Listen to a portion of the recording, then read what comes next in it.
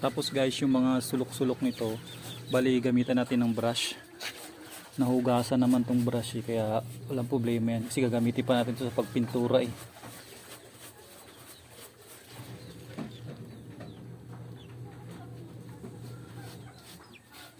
Pero sa ngayon, hindi pa natin ito mapipinturahan.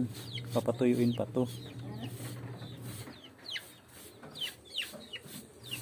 Bali, mga ilang araw pa siguro. Pwede na rin sana to mamaya, kaya lang wala tayong pintura pa. Bali bibilihin pa natin yung sa susunod na may anti-budget.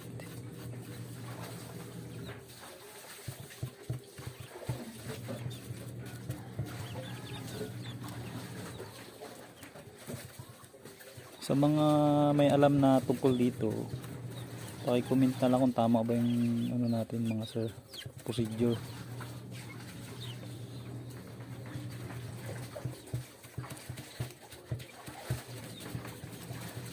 I-follow na rin,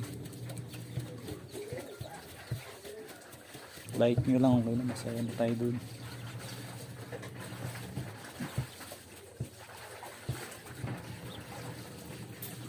Medyo mabusisi lang to guys.